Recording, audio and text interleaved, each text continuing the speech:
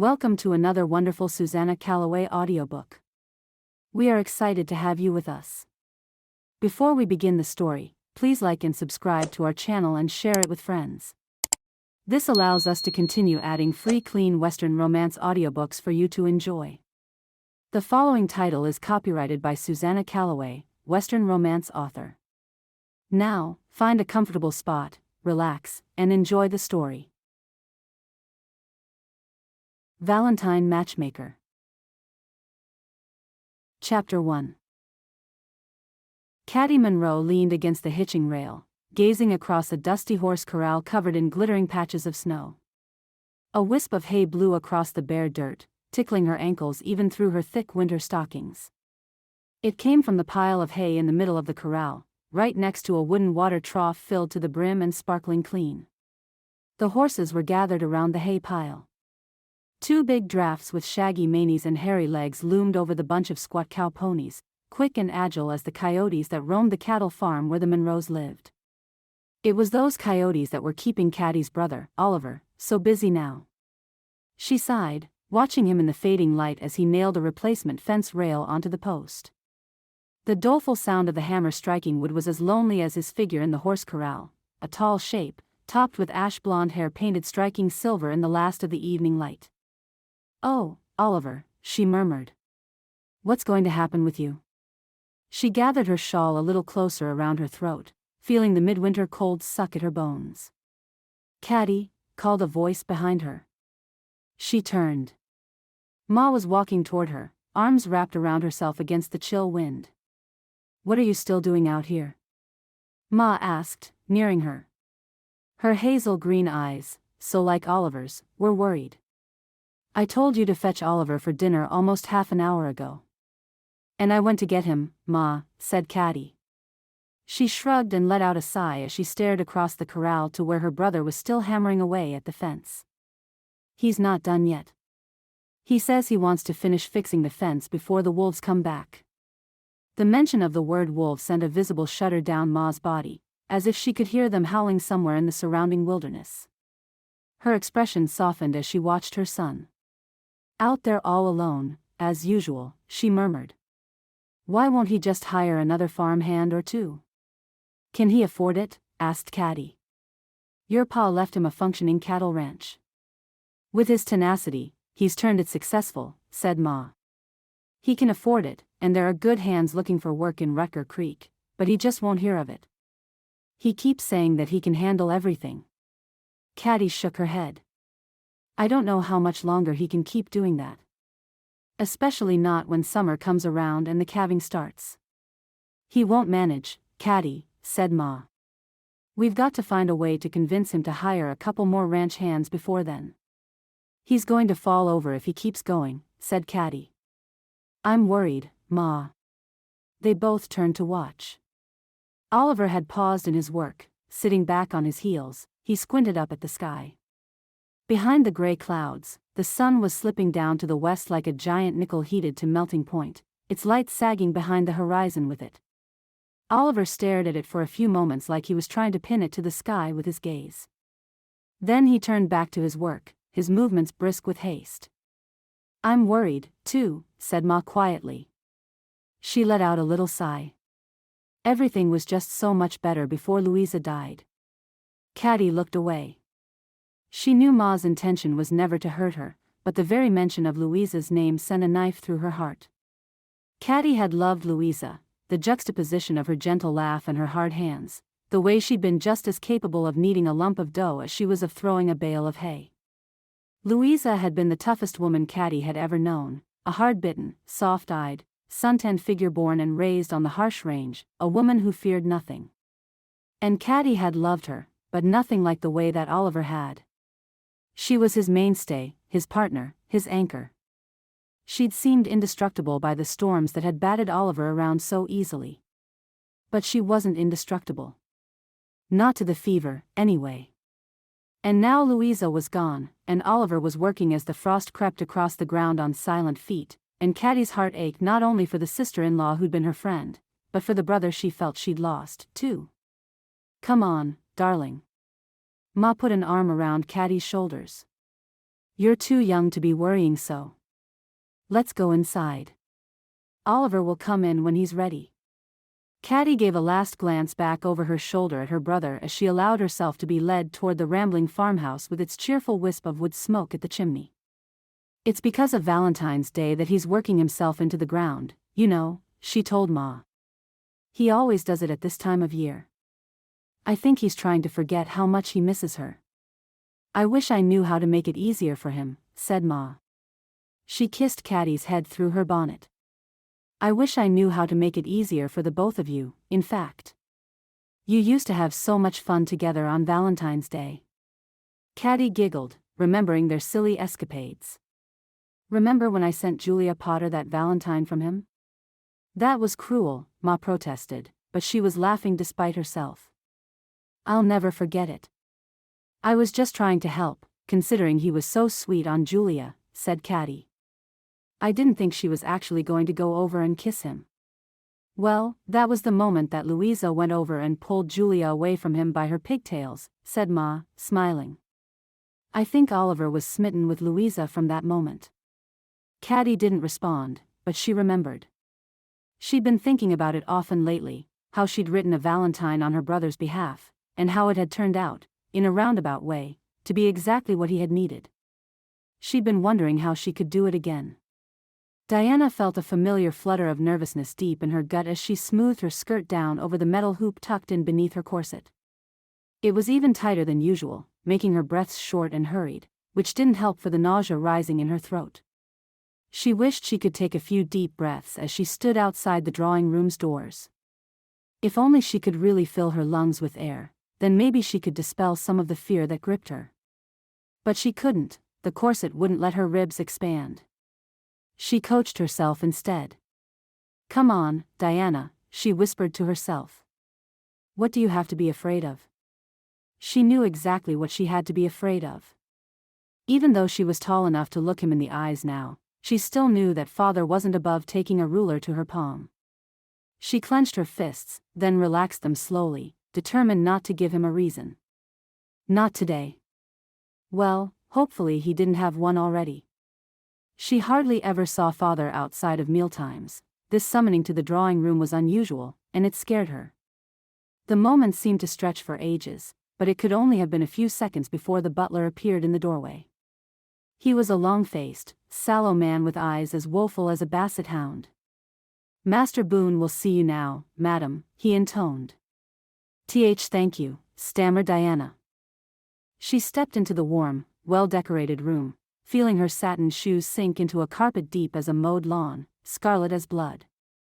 She kept her eyes on the fibers that curled around her shoes, watching the warm hearth firelight chase shadows across the floor, not daring to look up at father. Even though she wasn't looking at him, she could sense his presence, enthroned in his armchair, hands on the armrests left and right, a shimmering aura of malice surrounding him like ermine. She didn't say anything. Hard experience had taught her that women, like children, were to be seen and not heard. Diana, said father, his voice as cool and stern as the sharp gray line of the mantelpiece. Sit. Diana said nothing. She crossed over to an ottoman near the fire and slowly lowered herself into it, keeping her hands folded neatly in her lap, her legs perfectly crossed. Only then did she dare to lift her eyes to the man sitting in the armchair. His eyes were so different to Mama's, so pale that they were hardly any color at all. He looked her up and down with cold distaste. This will not take long, he said stiffly. I called you here to discuss the matter of your marriage. Diana felt a cold hand grip her chest. She darted a glance to her right, where Mama was perched in the corner of an armchair as meek and motionless as a shadow. Her navy dress clung to her skeletal frame, but she tried to smile, lighting up her warm brown eyes. Diana knew she was trying to encourage her, but there was something frightened in her expression. Father had fallen silent, and Diana took the pause as permission to speak. My marriage, father, she said, slowly. Yes, said father. He gave her a sharp look, and she knew she was close to stepping out of line, so she dropped her eyes to the carpet again as he spoke the next words. You will be getting married to Glenn Anderson in March. Glenn Anderson. The name tore free of Diana's throat before she could stop it. She looked up, this time at Mama. The older woman's eyes were filled with tears. Father's, however, were filled with fire and danger. Can you do nothing but repeat what you're being told, you stupid girl? He snapped, his words as sudden as a smack in the face. Father, Mr. Anderson is twice my age, said Diana. And I've only met him twice. Glenn has no heir, said Father. He has offered me a wealthy partnership in his shipping business in exchange for your hand in marriage. Now quiet your tone and stop those ridiculous tears, Diana. You will be married in March. Glenn will give you a good life. Diana couldn't stop the tears even if she wanted to. They coursed down her cheeks as she stared at her father, feeling a pit of horror open in her stomach. Glenn Anderson's eyes were almost as cold as Father's. She imagined waking up beside him every morning, and nausea rose in her throat, choking her. It wasn't because of the corset now that she couldn't take a deep breath. Father, please, she whispered. Enough. Father rose to his feet, his eyes flashing, and Diana cowered on the ottoman. He drew his hand back, and before she could brace herself for the blow, it was ringing across her cheek. Do as you're told, girl, he snarled. Go to your room and consider how you will conduct yourself when you are Glenn Anderson's wife. There will be none of this cheek then. Diana could feel her cheekbone swelling, but she didn't raise a hand to the pain. Rising quietly, she kept her eyes down. Yes, Father, she whispered. Chapter 2. Diana made it out of the drawing room and waited until the doors were safely closed behind her before the sobs overwhelmed her. Breaking into an unladylike run, she bolted for her luxurious rooms in the top floor of the house. Ignoring the alarmed yelps from parlor maids along the way, Diana crashed into her bedroom. She wanted with all of her heart to slam the door as hard as she could, but she knew Father would hear it. So she stopped then, slowly pulled the door shut, and collapsed face down on the bed to sob with all of her heart. Glenn Anderson. She'd only met him a few times, as she'd told her father, always at the dances and soirees that he and Mama were always organizing in the great marble ballroom on the ground floor. He had salt and pepper hair and a smile that could have been dashing if it wasn't for the edge it held, something predatory. Dancing with him was like dancing with a werewolf. She was never sure if the creature holding her was a man or a monster. Now he'd bought her like a horse or a house, for the price of a partnership in his business.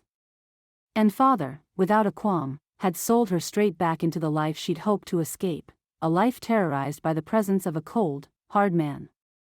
Hugging a velvet pillow, she allowed the tears to stream out of her, and eventually they ran dry. The weight of her anguish still sat heavy on her heart, but she had run out of tears. She might have fallen asleep then if it weren't for the soft tread of feet outside her door. Fear lanced through her, and she sat up, quickly patting her hair back into order. If Father saw her like this. It wasn't Father.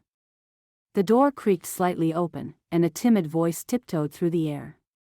Diana? Mama. Diana felt herself relax. Please, come in.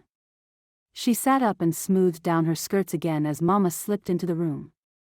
Her shoulders held grace and dignity fitting of the emeralds at her ears and throat, yet her eyes were as desolate as the rags that hung off the reeking frames of the homeless people Diana saw on the street sometimes. I can't marry him, Mama, Diana croaked. She swallowed at her tears. I just can't. She expected Mama to talk her into it somehow. Instead, she sat down on Diana's bed, clutching something, a piece of paper, in her hand. No, my dear, she said, her voice muted. You can't marry him. He's just like your father. But what can be done? Diana shook her head. There's no talking to Father. You know that.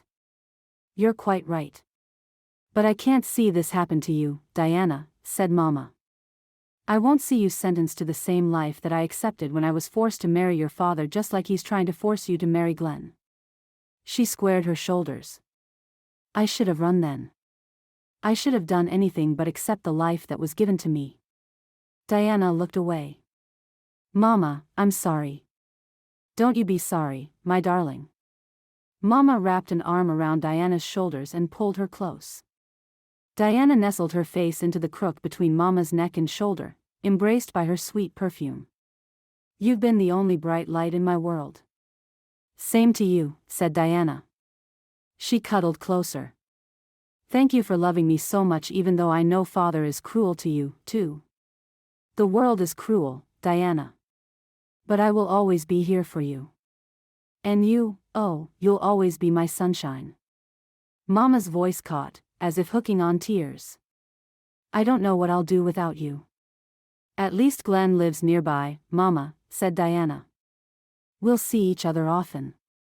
"No," Mama drew back, shaking her head firmly, resolution shining through the tears in her eyes. "No, Diana. I am not going to allow you to marry that man." "What are you talking about?" said Diana. "Father said I have to."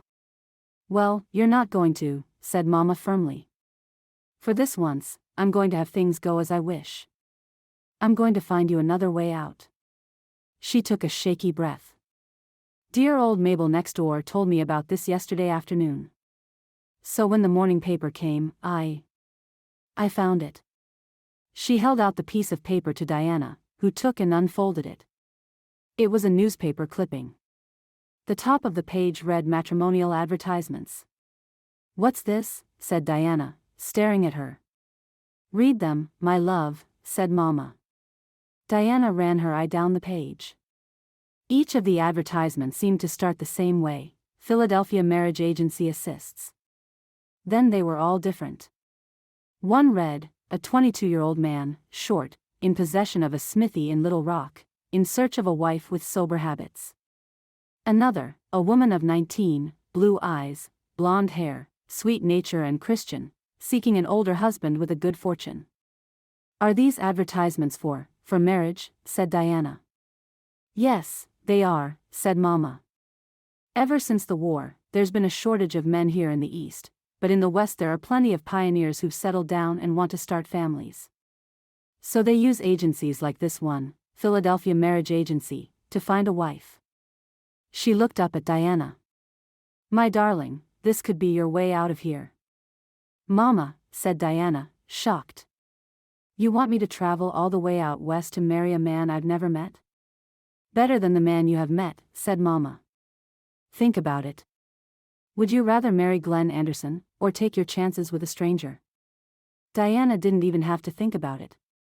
"But it's so far away," she whispered. "I'll miss you so much." "You'll write, my love," said Mama. "And so will I, every single day. This is the only way." She clutched Diana's hands, her eyes brimming with tears. "This is the only way that I can set you free." Chapter 3. Dawn was still a shadowy, pale thing on the horizon when Caddie made her way down to the barn. She would have liked to have carried a lantern, but she knew it was too risky. Her brother slept lightly, seeming to have a supernatural ability to know when anything stirred in the barn. She'd just have to tack up her horse by feel. Her brother had taken to sleeping in the barn after Louisa died. Neither Dawn nor her mother liked it, but they were powerless to convince him otherwise. Slipping the barn door open, she could only just make out a few shapes sketched out in the gray light. "Lee," she whispered. Her voice was answered by a soft whinny, and she hurried over to the bay horse's stall. Fetching the saddle from the tack room would be too noisy. She tucked his ears underneath his headstall, slipped the bit into his mouth, and used an upturned bucket to scramble onto his bare back. Keeping her legs wrapped securely around his warmth, she aimed his head out of the barn and rode into the frigid morning. Lee's breath steamed in the cold air. Caddie was grateful to be riding bareback, his warmth soaked through her skirts. She was fit, and his lope was effortless, but she had only ridden a mile toward Rutger Creek when her misgivings prompted her to slow him to a walk. "Maybe I shouldn't be doing this," she admitted out loud. Lee made no response, but Caddie stroked his mane, talking to the aging horse as she'd always done when she was a little girl. "I'm sure it'd be a good thing to do. With every day bringing us closer to February, it's not long before Valentine's Day," she told the horse. "And you know what that means." It means Oliver disappearing deeper and deeper into his shell. She sighed. I'm so worried about him, Lee. He can't go on like this. Nothing's been the same since Louisa died, and I can only think of one way to fix it. She bit her lip. But I'm not sure he's going to like it. And as for Ma, well, she's going to kill me when she finds out. Lee flicked an ear back toward her to catch her voice. Well, you're right, she said. Ma has wanted to kill me for a lot of things over the years. But think about that Valentine I wrote from Oliver to Julia. I mean, Julia would have been terrible for Oliver. She was far too soft for him. But Louisa, she was perfect. And if I butted it once, I can do it again, right? Besides, I'm 14 now. I'm smarter than I was then, so if I could do it then, I can do it now. Her resolve strengthened. Caddie wrapped her legs around Lee's sides. Come on, boy, she said. Let's go. The horse swung back into his lope, traveling easily across the frozen ground until Rutger Creek lay before them, the stream that gave the town its name meandering aimlessly between the homes and businesses. Caddie took a back route, avoiding the houses of people she knew, to the prim little building standing at attention between the church and the milliners. At this hour in the morning, with the sun just beginning to tip and spill its cauldron of light across the landscape, there was almost no one in the streets. She slipped off Lee's back and left him ground-tied behind the agency before walking up to the front door with all the courage she had. The little office was tiny, not much more than a front desk and some bookshelves and cabinets pushed up against the corners. A young woman was hurrying from one window to the other, opening the curtains. Oh, she said, clearly surprised. Good morning. We're not open yet, I just tend to come in way too early. She looked Caddie up and down. You're a bit young for this, if you don't mind my saying so. No, said Caddie hastily. I don't want to get married. Not yet, anyway. Well, not today. She took a deep breath. It's not for me that I'm here. Can you please see me even if you're not really open yet? It's urgent. I reckon I can. The young woman raised her eyebrows so quickly Caddie could almost hear them shooting into her hairline. Well, come over and sit down, and tell me everything. Caddie slipped into a rickety chair facing the woman across the desk. She gave her a scattered smile and pushed her half-moon glasses further up the bridge of her nose. I do love stories, she said. So tell me, Miss Monroe, said Caddie. Caddie Monroe. I'm Anastasia Willow, said the woman, beaming. Tell me then, Miss Monroe, what brings you here so urgently? It's my brother, said Caddie. Oliver. He's been so sad and lonely ever since his wife died, and especially with Valentine's Day around the corner. I just think, she sighed. He needs a woman in his life again. Someone he can love with all of his big heart. Miss Willow was gazing dreamily at Caddie with her chin propped up in her hand. Oh, how romantic, she sighed. So I was wondering if you'd be able to make it happen, said Caddie. You know, get a woman to come from the east to marry my brother. Of course, my dear, said Miss Willow. That's what we do best. Your brother must be so excited. It's adorable when men are too bashful to come and hear themselves, you know. Caddie felt a moment of hesitation as Miss Willow began to scribble something in the ledger in front of her. Maybe this wasn't such a good idea, after all. Maybe.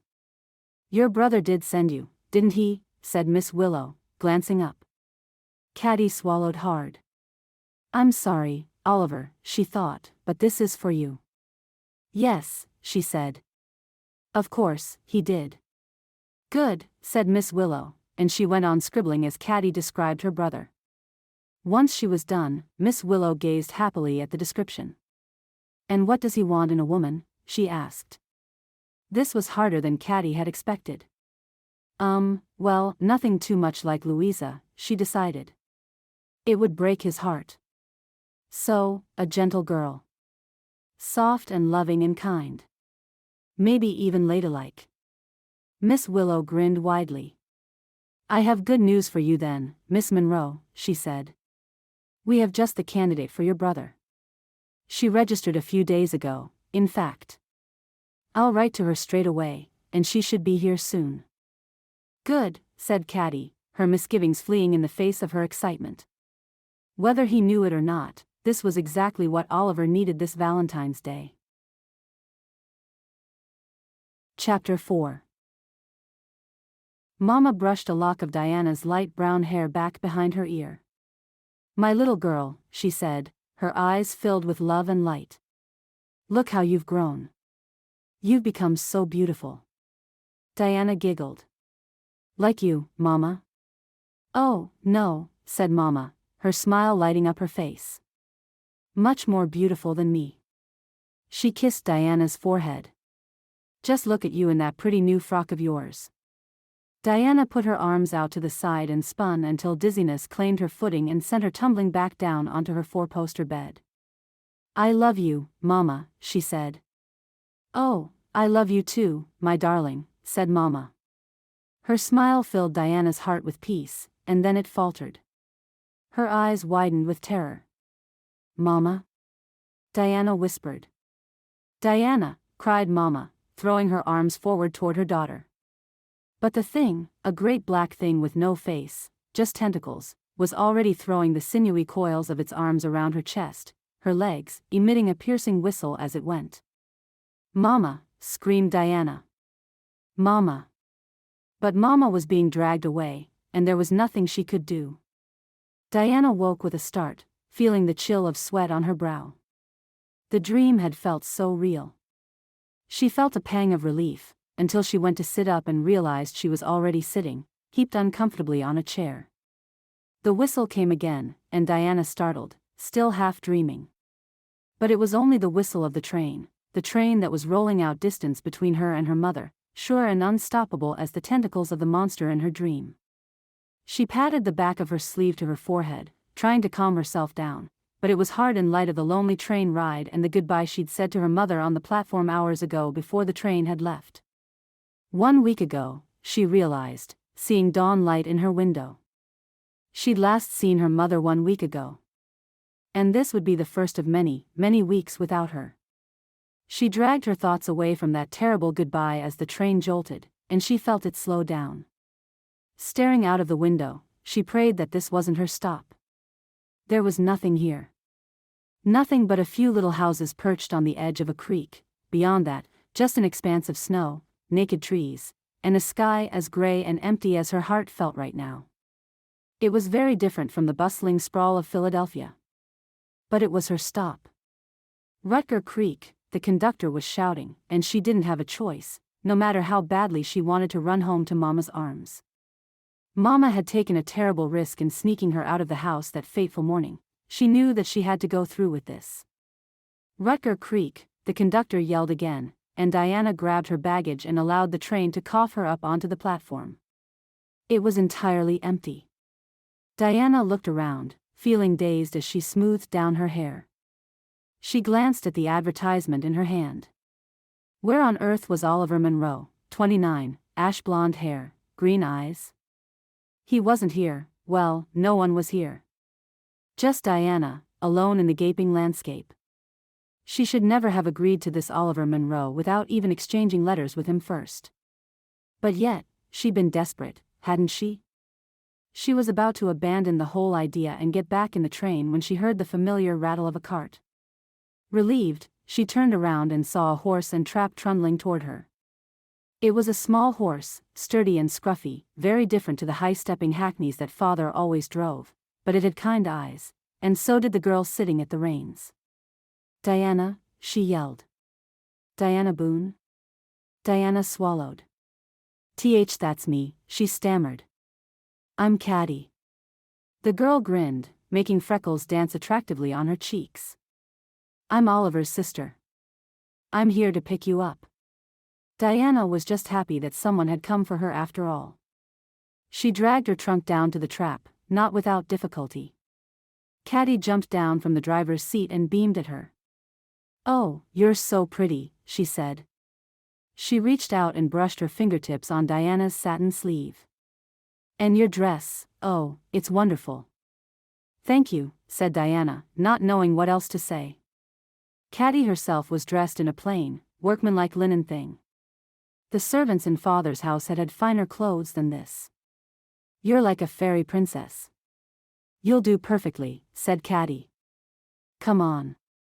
She grabbed Diana's trunk and heaved it into the trap without apparent effort. I can't wait for you to meet Oliver.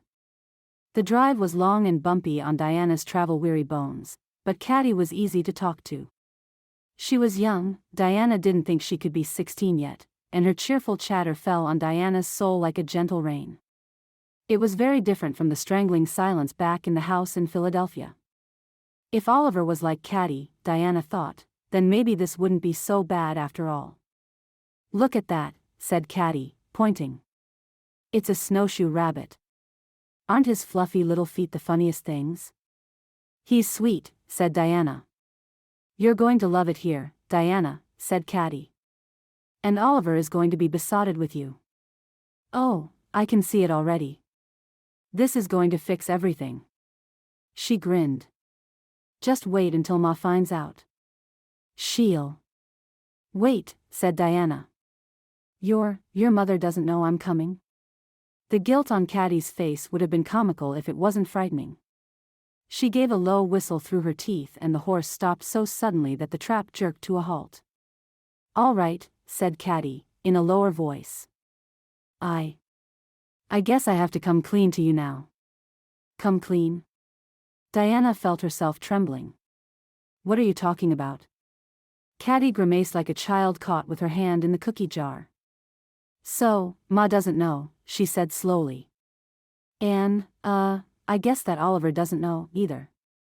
Diana blinked, grasping frantically for a way to keep from panicking. You mean it's a surprise that I'm coming today? No, said Caddie, squirming uncomfortably in her seat. I mean that it's a surprise you exist. She bit her lip. Ma and Oliver don't even know that I asked the agency to get a mail-order bride for him. Diana sat back, feeling as though her bones had suddenly disappeared. What am I going to do? She croaked faintly. Caddie put a kind hand on her arm. Don't be scared, Diana, she said. I'm telling you, Oliver is going to take one look at you and love you to pieces. And Ma loves everyone. Oh, they'll adore you, all right, I'll be in trouble until I'm 100. But you're safe. Diana clutched her skirt in two trembling hands, not feeling remotely safe as the trap trundled on, following a meandering trail through a wood of aspen trees beaten bare by the winter. It wasn't long before she could see the outline of a house through the trees, and it took shape the closer they came, a sprawling house, stretched out across a dirt yard, facing a barn that was flanked by corrals. On the front porch stood a portly figure, arms akimbo, a shock of scarlet hair very much like Caddie's sticking up in corkscrews from her head. Oh, said Caddie. I'm in for it. Diana was petrified. She sat motionless beside the girl as she brought the trap to a halt by the porch steps and said brightly, Hello, Ma. How'd you do? Where have you been, Caddie Monroe? Scolded Mrs. Monroe. This is the second time in 2 weeks you've just vanished off for no good reason. It wasn't for no good reason, Ma, said Caddie. Mrs. Monroe's harsh tone reverberated down to Diana's boots. She couldn't move. Had Mama sent her out of the frying pan and into the fire, except here in the fire there was no Mama to comfort her? And don't holler, Caddie added. You're scaring her. Scaring who? Demanded Mrs. Monroe, and Caddie jumped down from the trap, gesturing at Diana as if she'd just pulled her out of a hat. Diana Boone, she announced grandly. Oh. Mrs. Monroe's expression melted like butter in a pan. She hurried down the steps. Look at the poor thing. You look half frozen, child. She held out a hand to Diana. Come inside. Diana hesitated, but Mrs. Monroe's eyes held something of the warmth she'd only ever seen in Mama's. She reached out, and Mrs. Monroe clasped her thin fingers in a reassuring grip, helping her down from the trap. Bring her things, Caddie, Mrs. Monroe ordered. With Caddie puffing along behind, Diana was led into a large kitchen. There was a well-used table pushed up against the window, which overlooked the barn and corrals. It would have been beautiful if her heart wasn't pounding so hard that it felt like she couldn't catch her breath. "Sit, dear," said Mrs. Monroe, pulling out a chair.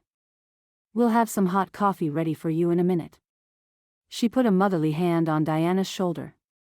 "Now, Caddie, I think it's time you explain to me what you've been up to, and who your friend here is." Caddie put down Diana's trunk and squared her shoulders with a kind of terrified determination in her eyes. Diana felt dizzy. She couldn't breathe.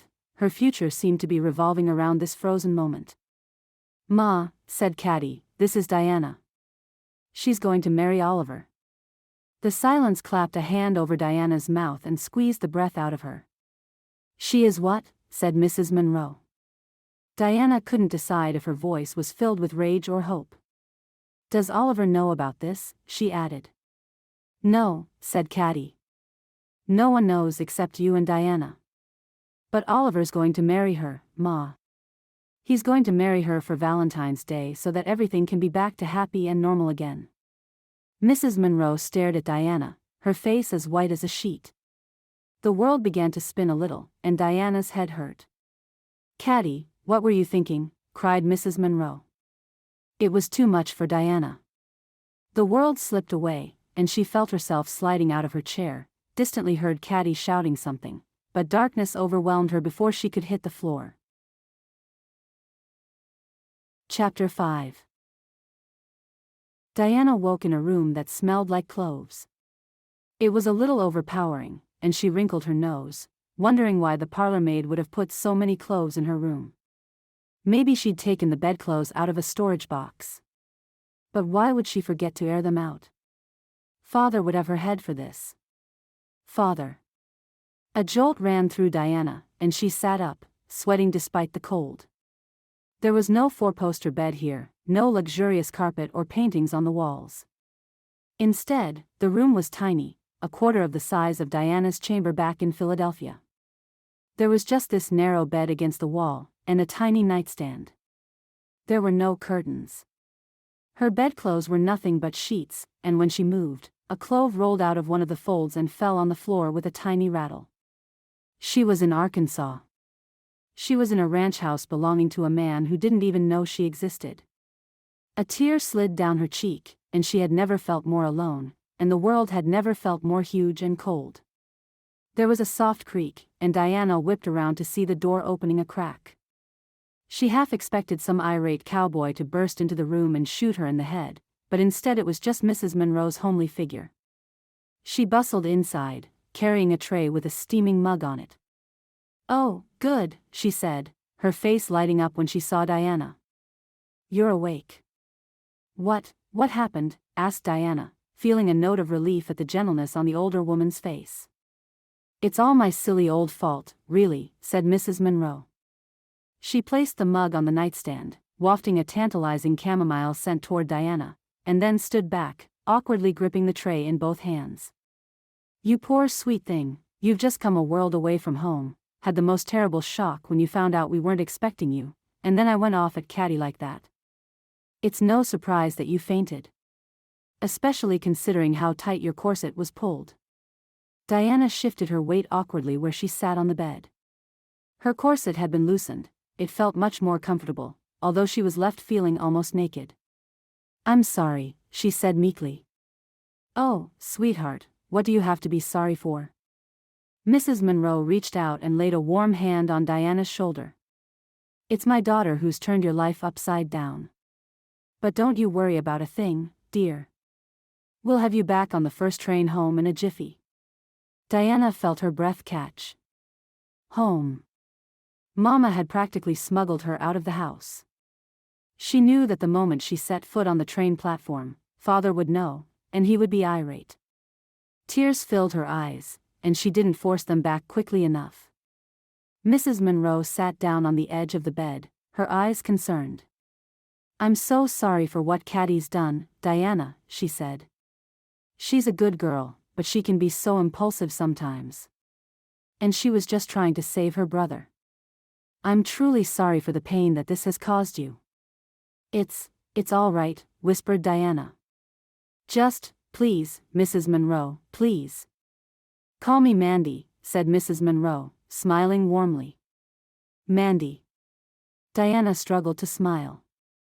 Mandy, please, I'm begging you. Don't send me back. Not yet. Not now. She felt her tears threatening to overwhelm her, and she pushed them back the way she'd done a million times when confronting her father. Please, she choked. I can't go back. Mandy's expression changed to concern. Diana, it's all right, she said. We're the ones who brought you out here. We're not going to return you like a letter, you know. She paused. I know that coming west is a last chance for some women. Diana didn't want to say more. I'll figure out where to go, she whispered. Just please give me some time. Mandy lowered her eyes to the sheets, and there was something contemplative in the set of her shoulders.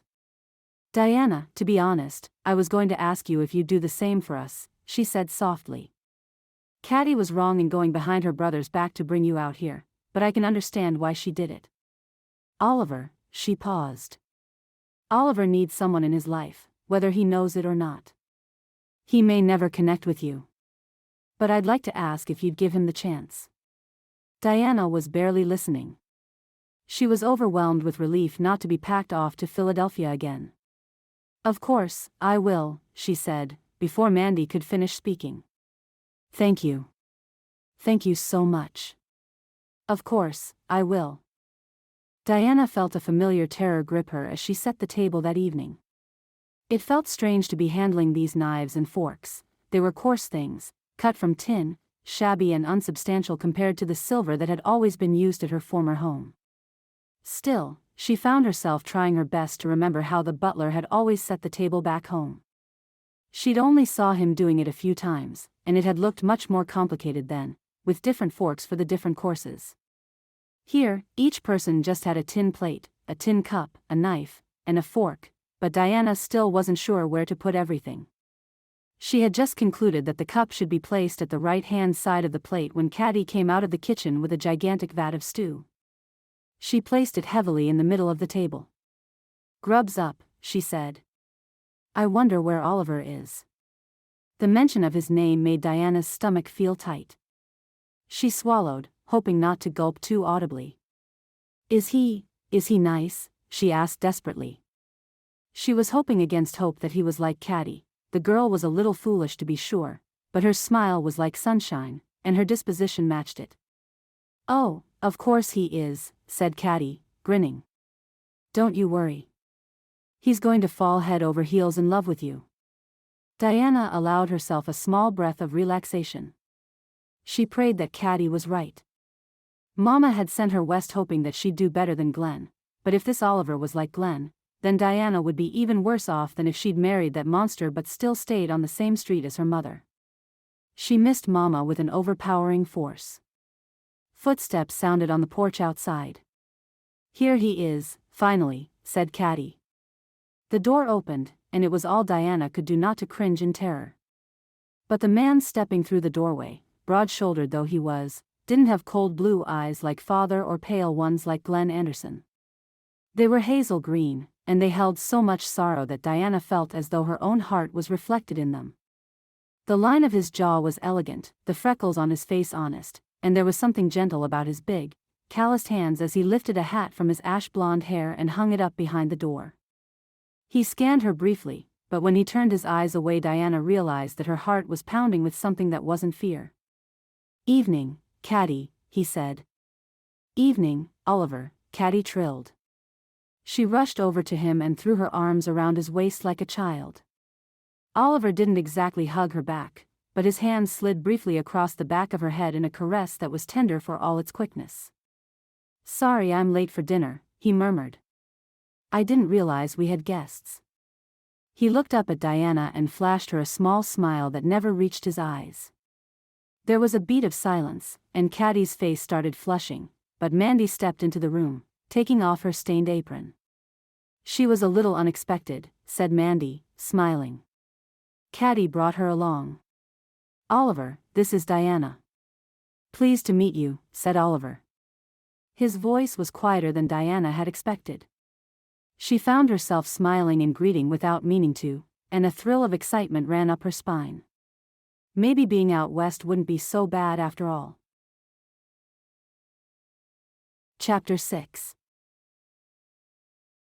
Oliver's eyes were staring into the hearth fire, but he didn't see the flames. Instead, he was 5 years away, on that Valentine's Day that had changed his world forever, the one where he and Louisa had been running across the horse corral in the pouring rain.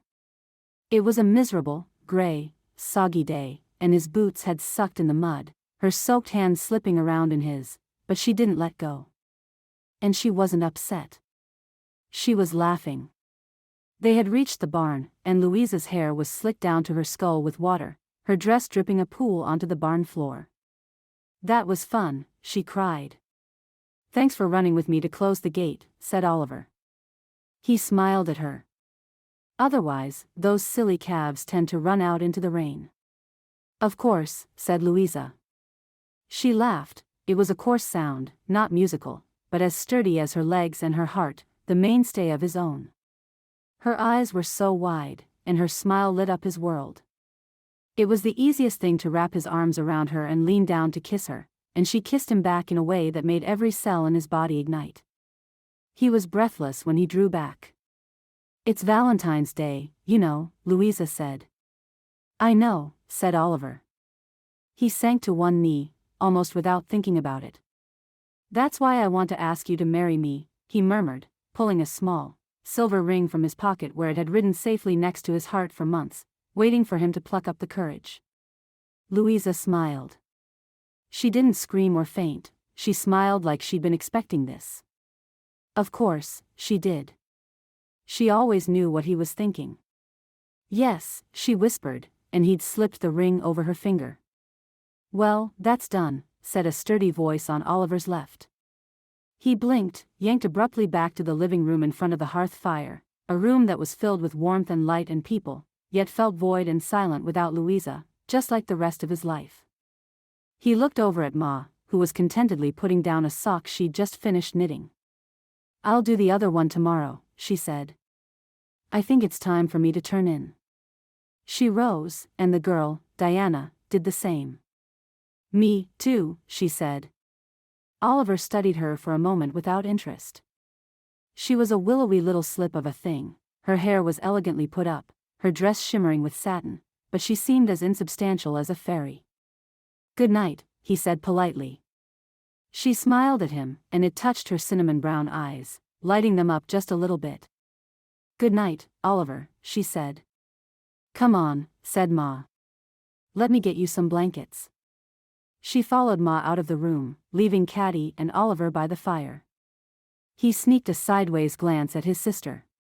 She'd been very quiet during the evening meal, and her eyes were pensive, an expression that Oliver didn't often see in her eyes. "Are you all right, Caddie?" he asked. Caddie turned to him, her eyes huge. "No," she said. "Oh, Ollie, there's something I have to tell you. But you're going to hate me forever." Oliver was used to his sister's melodramatic statements. "I don't think it'll come to that," he said, amused. Caddie looked away, and Oliver felt a pang of concern. Her cheeks were flushing, and there was genuine fear in her expression. He reached over and laid a hand on her knee. "Caddie," he said. "You can tell me. Go ahead." She looked up at him, and her eyes were huge with tears, but she spoke very fast. "Oliver, Diana's come here to be your wife." Oliver blinked. "What?" He thought he heard wife at the end of that, but he wasn't sure. "Diana," Caddie took a deep breath. "Diana's not my guest. She's yours. She's come from Philadelphia to be your wife, Ollie." Oliver sat back in his chair. Cold shock lanced through him, followed by a spearing pain that burned him from head to toe. "My wife? I'm sorry." A tear ran down Caddie's cheek. "Ollie, please, forgive me. I was just trying to do what's best for you." He wasn't angry, but he couldn't bear the pain that was sitting in his chest like a mountain that he could never hope to climb. He stood up, pushing his chair back. "Ollie," Caddie whimpered. "I'm not mad," he managed. "Please, Ollie," said Caddie. I was just trying to help you. I just want you to give her a chance. She's not Louisa, said Oliver brusquely. There will never be another Louisa. He could feel his hands shaking. Louisa is dead. The words were as brutal as the sound of dirt hitting a coffin. Oliver couldn't bear to be in the room one moment longer. He stalked out, not knowing where he was going. Trying to run from a mountain that lived in his chest. Knowing he could never get away. Dearest Mama. Thank you so much for your letter. I'm sorry that the note I sent you was so short. I was very tired, and things were busy here on the ranch. But don't worry. I'm quite well and safe, and everyone is very nice here. Oliver's sister, Caddie, is bubbly and friendly. His mama, Mandy, is very kind, too. Oliver himself is still warming up to me. Diana bit her lip, pausing. She wondered if she should tell Mama the truth, that Oliver ignored her, Caddie had lied to her, and Mandy was just trying her best to keep her from bursting into tears every day. Everything was hard and different on this ranch. Diana hadn't known how much she'd relied on the luxuries of her former life until they'd been stripped away. She shook her head, not wanting to burden Mama with this, too. She had enough on her plate trying to deal with Father. But I don't want you to worry, she wrote. I'm perfectly fine, although I do miss you very, very much every moment of every day. I wish you were here. That much was true. And not just because I miss you. The ranch house is colder than our house, but there is a lot more smiling, and a lot less yelling. I love you always. Diana. Diana tucked the letter into an envelope, feeling a lonely tear trickle down her cheek. As true as it was that she didn't miss Father's constant yelling, the ranch house still felt cold and alien to her. Diana? Mandy spoke quietly from the doorway of her room. Are you all right? Diana quickly swiped at her tears. I'm fine, she said, getting up. I wanted to ask if this letter could be posted, please. Of course, said Mandy, taking it. In fact, we're going to go into Rutger Creek tomorrow for church, and to get some supplies. The owner often opens for a few minutes, just for us. She smiled. You can come along, if you like. Diana was nervous to spend more time with Oliver, but she was even more nervous to stay here alone. I'd like that, if you don't mind, she said. Of course not. You can help me pick out some fabrics and colored paper, said Mandy. We're going to have to start getting ready for the Valentine's Day festival. A festival? Diana perked up a little. Parties were one thing she'd enjoyed in her father's house, at least, before Glenn Anderson had become a part of them. Yes. Mandy laughed at her expression. Actually, would you like to help me with the preparations? Please, said Diana. I feel so useless in the kitchen. Mandy threaded her arm through Diana's. Don't worry, dear, she said. You'll learn. Everything will be just fine. Diana hoped against hope that the older woman was right. Oliver wished he could break his increasing, and increasingly annoying, habit of staring at Diana while he ate. It was corn on the cob tonight, and as he crunched the creamy kernels, he realized that he was doing it again. He knew that staring vacantly was something he did often. Caddie often admonished him for it, usually when he was in the middle of some memory so happy that it was painful. Memories were the only place that he could find any form of peace. Yet his gaze, which had always been directed to the table or to his food, was now resting once again on the strange young girl from the east. Faced with corn on the cob, even though it wasn't fresh but from the cellar, she didn't seem to know what to do. She'd given Caddie a single, horrified glance as the younger girl grasped her corn firmly by both ends and bit directly into it, chomping both loudly and contentedly. Ma's technique was slightly more genteel, but Diana still seemed to shudder a little as she watched. She swallowed visibly, looked down at her corn, and delicately stabbed it with a fork. She tried to use her knife to cut some of the kernels off, but the slippery cob shot away across her plate, leaving her with one lonely kernel on her fork. The girl's pale cheeks flushed. She glanced around furtively, as if checking to see if anyone had spotted her mistake, and her eyes rested for a moment on Oliver's. He realized that he was watching her with half a smile on his face and looked quickly away, guilt rising up like a tidal wave in his chest. "What are you doing, Oliver?" He chided himself angrily. "She's not Louisa." Caddie's voice sliced irritatingly through his turbulent thoughts. "Hey, Ollie, can I ask you something?" He tried to rein in his annoyance. He grunted, stuffing a forkful of salt pork into his mouth. "I'm gonna be setting up a stand in town to sell things at the festival," said Caddie. "Ma said I could earn some extra money." "What do you want extra money for?" grunted Oliver, knowing he was being crabby and hating himself for it. "You wouldn't understand," said Caddie primly. "A woman is entitled to want nice things sometimes, Ollie," said Ma gently. "Let the girl finish." "Sorry," said Oliver. "What did you want to ask me, sis?" Caddie's quick smile showed she'd already forgiven him. "Will you help me build a stand?" she asked. "You're so good at woodwork."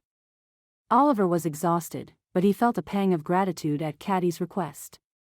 This would keep him even busier, keep his mind off the terrible day that was drawing steadily nearer. "Sure, sis," he said. "Anytime." "Thanks," said Caddie. She grinned. "I knew you would." "What festival is this for?" asked Oliver. Caddie's face changed, and Oliver felt a pit open in his stomach. The Valentine's Day festival," she murmured. Oliver felt a pang of agony lance through his heart. He got up from the table. "Thanks very much for dinner," he said, trying his best to keep the strain out of his voice. "Ollie," began Caddie. "It's fine," he said stiffly. "It's fine. Don't worry." He walked out into the cold air, feeling his heart racing as if it thought it could outrun the pain. But it couldn't.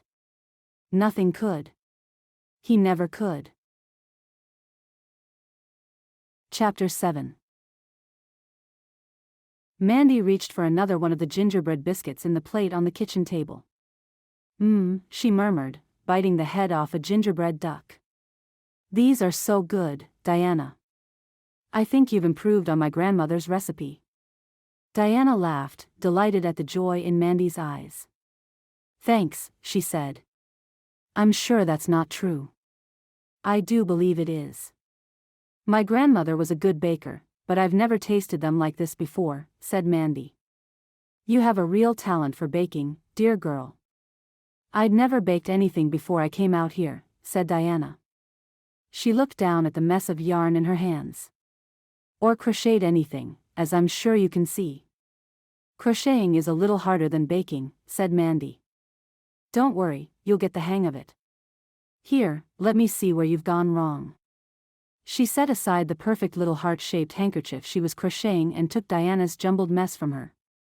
"Oh, I see," she said, and the mess unraveled magically in her hands, turning back into the few neat little rows of stitches that Diana had been able to do so far. "Thank you," said Diana. "You're welcome." Mandy smiled. "Thanks for helping me with making these. Caddie is so excited to take them to the festival. All she wants is a pretty satin dress like yours, but she'll have to settle for whatever she can get out here in the West." "Soon she'll grow into my dress," said Diana, "and then she can have it." She shifted, feeling much more comfortable in the plain linen dress that Mandy had taken in for her. "I never want to put those dreadful corsets on ever again." "I don't know how you function in those things back east," laughed Mandy. "Not well," Diana admitted. "It seems like the simpler things out here in the West are growing on you," said Mandy. Her eyes twinkled with kindness. "They are," said Diana. She glanced out of the window, to where Oliver was outside, hammering away at the beginnings of Caddie's stand. It was cold, and the wind pulled his shirt tight against his arms as they flexed and bunched, working a saw back and forth. "They definitely are," she murmured. They crocheted in silence for a minute, but Diana kept glancing back up to the lonely figure outside by the stand. "Mandy," she said, "can I ask you something?" "Of course," said Mandy. Diana hesitated. Why is Oliver so angry about the Valentine's Day festival?" Mandy paused. She set down her handkerchief and leaned back in her chair. I don't think he's angry, she said softly. He's just, well, Valentine's Day is just a hurtful time of the year for him. She smiled. He'd never have helped if it wasn't Caddie asking. And Caddie's only asking to try and bring the two of you together. Diana felt her cheeks warm at the suggestion, not because she found it embarrassing, but because she didn't want to admit how much she liked the idea. What happened? She asked. He seems so sad. Mandy smiled. I'm sorry, dear, but that's for Oliver to tell you, not me, she said. I don't know if Oliver will ever tell me anything, said Diana. Give him time. That was our agreement, said Mandy, winking. Besides, I like having you here. I like being here, said Diana truthfully. She felt a pang of worry. As much as her words were true, and she knew that Mandy was being just as sincere, she wasn't sure how much longer she could stay.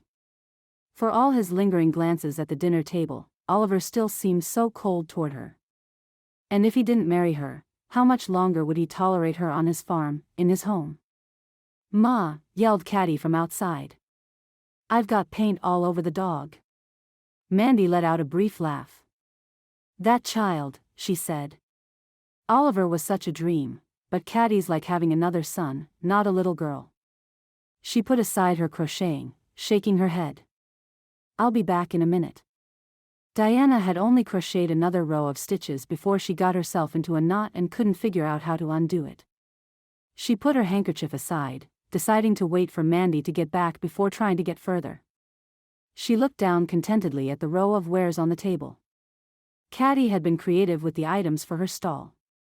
There were little handmade cards, handkerchiefs, and a whole row of gingerbread hearts. Diana was particularly proud of the hearts. She'd never thought she'd be of any use in the kitchen. She was pondering eating one of the hearts when there was a sound from outside that made her blood run cold. It wasn't a scream, exactly, it was more of a grunt, but it landed on her heart like a vice grip and squeezed. She looked up, and Oliver was doubled over beside the half-built stand, clutching his right wrist in his left hand. His hammer and chisel lay at his feet, and as Diana watched, she thought she detected drops of blood splashing to the dirt. Oliver, she gasped, without meaning to. Her feet took her to the front door, and she was running down the porch steps and to his side in the chill wind. Even in that time, the drops of blood had become a pool. It was running down his palm, smelling like metal, and it made Diana's stomach feel like it was flipping over. Your apron, croaked Oliver. His face was ashen, sweat beading on his upper lip. Diana, your apron. She tugged the strings loose at the back and yanked it over her head, bunching it into a ball and pressing it against the jagged wound in his palm. Oliver let out a tiny grunt of pain, but held a hand on the cloth, putting pressure on the cut. Diana gripped his arm to steady it. Are you all right? She gasped. The chisel slipped. I'll be fine, said Oliver. The pain made his voice ragged and raw at the edges. Diana looked up at him and realized how close he was. She could feel his pulse pounding where she held his wrist. It sped up when their eyes met, and she felt a flutter in her own chest, too. It lasted a bare moment. Then Oliver gave a grunt of pain and his knees wobbled, and Diana helped him to the porch steps to sit down, yelling for Mandy. Once Mandy took in the scene, she ran for cold water and bandages, hollering to Caddie to get her horse and ride for the doctor. Mandy took Oliver's arm from Diana. Diana let him go almost reluctantly and stood over him clasping her hands in each other, missing the feel of his skin against her fingers. Oliver gritted his teeth against the tugging pain in his palm. Stupid thing, he snarled, shaking his newspaper in frustration as he tried to turn the page without hurting his hand too much. Relax, Ollie, said Caddie from where she was peeling potatoes at the kitchen table. I can't relax, grumbled Oliver, shifting unhappily in his chair. I should be outside working. Instead, I'm stuck in here. Well, you're going to be stuck in the house for another 9 days until those stitches come out, said Caddie in a matter-of-fact tone. There's nothing you can do about that. Besides, the new ranch hands know what they're doing. They've got everything under control. Oliver didn't want to tell Caddie that it wasn't the farm he worried about. Sitting around the house all day was slowing him down. giving his feelings a chance to catch up. He could feel them looming just behind him, boiling and tumbling against the wall he'd built to keep them away. Valentine's Day is the most terrible time of year, he growled. Valentine's Day is weeks away, said Caddie primly. Which is a good thing because you're going to be all better by the time you need to help me at the festival. Oliver scowled. He'd known that getting involved with the whole festival thing was a stupid idea, but he never could say no to Caddie. Oh, Caddie. Diana straightened up from putting the pork roast in the oven. Let your poor brother get better before you start giving him even more work to do. You can't blame me, said Caddie, laughing. I've got to achieve two things with that festival. First, getting a Valentine, and second, making enough money for a good dress so that I'll get to keep my Valentine. You don't need a dress to make a boy want to be with you, Caddie, said Diana, smiling. You're beautiful just as you are. Well, I think I'll be beautiful in a pretty satin dress, too, laughed Caddie. Oliver couldn't help but smile as he watched their conversation over the top of his newspaper. Diana was so gentle, she never teased or mocked the way that Caddie did, yet there was a sincerity to her kindness that shone in her brown eyes. He loved how Caddie lit up when she was around Diana. His mind wandered back to that moment by the stall when his blood mingled with the dirt and pain lanced up his arm. He'd taken Diana for a real princess, about as tough and practical as the little crocheted hearts she'd been making to sell at Caddie's stall. But there had been a glimpse of grit in her then as he saw her recoil from his blood and still rush to his side to help him. It had intrigued him.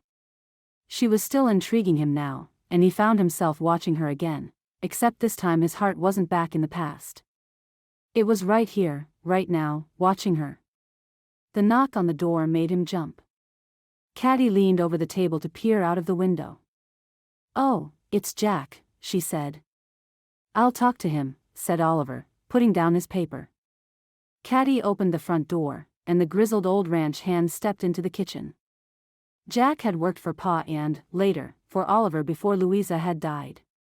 He gave Oliver a kindly smile. Morning, boss. Morning, Jack, said Oliver. Is everything all right out there?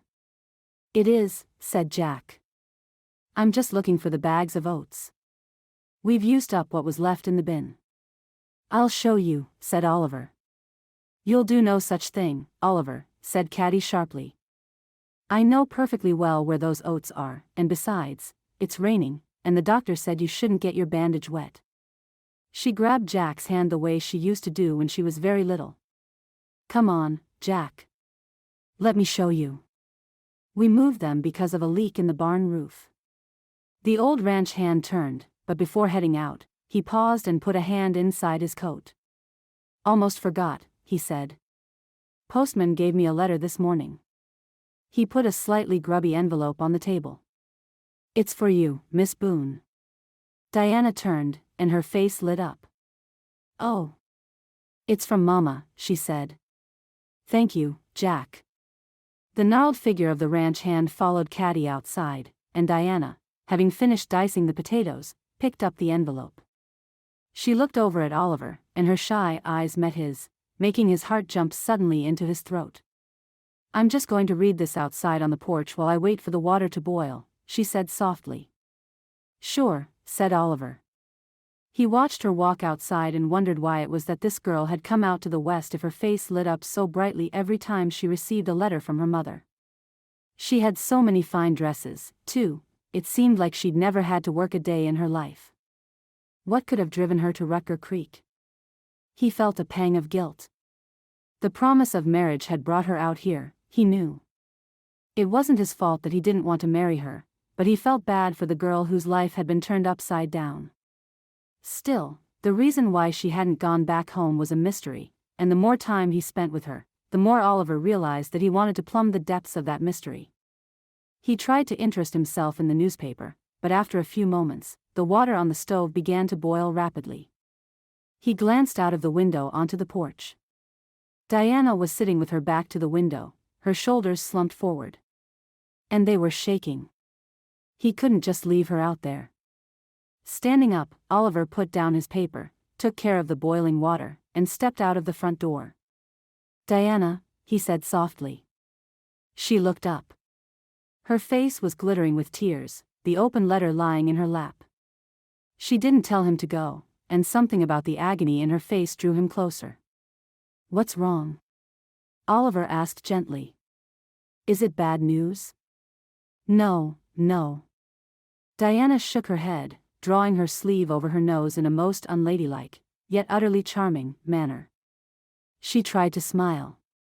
I just miss my mother. She means so much to me." She swallowed. The whole world. Oliver wondered what it would be like to leave his own mother behind. He didn't have to put much effort into imagining that emptiness. He'd felt it years ago, when the consumption had taken Pa from him. Ma had always been his mainstay, but Pa was his friend. They'd laughed so much together. It had felt like the world had been ripped out from under his feet, and Oliver understood the pain in Diana's eyes. He took a step nearer to her and found himself reaching out to lay a hand on her shoulder. "I'm sorry," he said quietly. "I know what it's like." She looked up at him, trying to smile, but her eyes were luminous with tears. "I wish I could." She stopped, and agony crossed her face as she turned her eyes away. That mystery. It compelled him, stirred something inside him that had been dormant for years. Oliver couldn't stop himself. He touched his fingertips to her chin, raising her face to his. Her lips were slightly parted in surprise, pinker than pink, softer than soft. He struggled to get the words out. "I could have your mother come for a visit if you liked." The tears welled up in her eyes.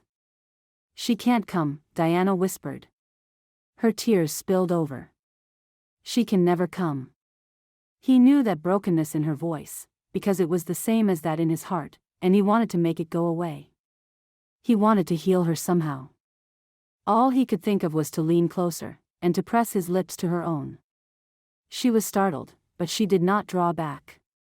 It was like kissing a dewdrop or a piece of cotton candy, startlingly sweet and fresh, yet he kissed softly, afraid that she might blow away.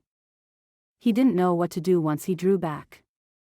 So he just walked back into the house, sunshine and storm clouds clashing in his heart. Chapter 8. Oliver couldn't sleep. He couldn't sit down, either, so he stood on the porch and gripped the railing, staring up at the sky as if he could somehow find all the answers written there among the stars. The morning rain had cleared, leaving behind a sky so crisp and cold that the stars could have been shards of ice strewn across the frigid darkness. They were beautiful, but they held no answers. Just like Diana's eyes. That didn't stop Oliver from staring into them. "Oliver," he whispered. Steam curled out into the air and evaporated. "What were you thinking?" It was in this spot, just a few hours ago, that he'd kissed Diane Boone, the beautiful, enigmatic girl who was everything that Louisa had never been. She was lovely and kind and sweet and gentle, and Oliver couldn't tell himself that he wasn't fond of her. She'd proven to him in the week that he'd spent inside the house, bound by his stitches as surely as if they were chains, that she was one of the best people he'd ever known. But she wasn't Louisa. No one could ever be Louisa again. He squeezed his eyes tightly shut, feeling the salty sting of tears. Louisa was gone, his precious Louisa. She hadn't been pretty or smart, but she'd been his anchor. She'd loved ferociously, worked unceasingly, and feared nothing. She was the toughest, kindest, sturdiest person he'd ever known, and she would have swum the oceans for him. But now she was gone, and she was never coming back, and filling the gaping hole she'd left in his life felt like treachery. He missed her so much. He tried to imagine what Louisa would tell him to do in this situation, but the moment he brought her to his mind, sturdy, sweet Louisa with her strong legs and broad shoulders and big warm hands that could cradle the tiniest chick, the smallest kitten with downy gentleness, the pain swamped him like a wave of blood. He stepped back, shaking his head, holding back the sobs. He couldn't do this. He couldn't face this. Kissing Diana had been a mistake. It was time to send her back to Philadelphia. Oliver didn't know that Diana was watching him from the window of her bedroom overlooking the porch. She leaned on the windowsill, watching him pace back and forth across the porch, his hands clasped behind his back. There was so much she wished she could tell him. She couldn't quite think why she hadn't told him about Glenn and father and all of it back on the porch right before he'd kissed her. Perhaps she should have, perhaps it was time for nothing but the truth. Yet even talking about father had filled her heart with terror. She raised her hands to her lips, reliving the moment that he'd leaned in to kiss her. He smelt of fresh hay and pine needles. It had made her head spin, and she'd kissed him back for a moment, not like a girl who was desperate to stay in Arkansas. She'd kissed him back as if their circumstances were simpler. She'd kissed him back for the simple reason that she loved him. She wondered what he was thinking as he paced in the moonlight and prayed that his thoughts were along the same lines as hers. Maybe, if she told him about Glenn and father, he would tell her what it was that his family would never reveal to her, what it was that made his eyes so sad all the time. She heard a floorboard creak and spun around. Caddie, who had been peering through the half-open door, gave a guilty little start. "I'm not spying," she said, backing away. Diana laughed. "Come in, Caddie," she said. "What are you doing up? It's so late. It must be nearly midnight." Caddie came into the room, her bare feet padding on the floorboards. "Oh, I'm just watching," she said shyly. "I saw Oliver pacing around on the porch and thought that it might be a good sign. And when I saw you all romantically draped across your windowsill in the moonlight, well," she shrugged. Diana smiled. "You really do want Oliver to marry me, don't you?" "I do," said Caddie. "I want him to be happy. And Ma and I love you to pieces. It would be so wonderful if you could stay with us forever and make Oliver happy like he always used to be." Diana knew better than to ask what had happened to change that. Caddie and Mandy were both utterly tight-lipped when it came to that. "I'd like that, too," she said softly. She glanced back out of the window. Oliver was standing by the porch rail now, staring up at the stars. The moonlight made his features look like they'd been etched in marble. "You love him," said Caddie, very quietly. "Don't you?" "Yes," whispered Diana. "I didn't come out west to find love, you know. I just came here to," she stopped. "To get away. I never expected to feel this way." She propped her elbows on the windowsill. "I never expected to fall in love like this."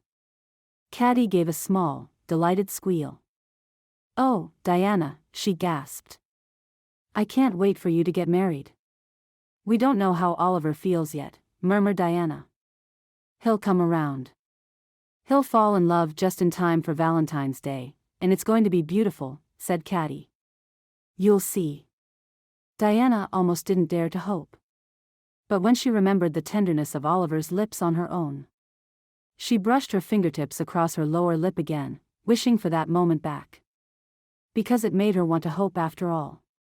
Oliver was still staring at the stars when he heard a quiet thump above him. Looking up, he was just in time to see a candle being snuffed out in Diana's window. He wondered if she'd been watching him pacing up and down on the porch below, and his heart felt squeezed. He'd done a terrible thing by kissing her. Had it given her hope?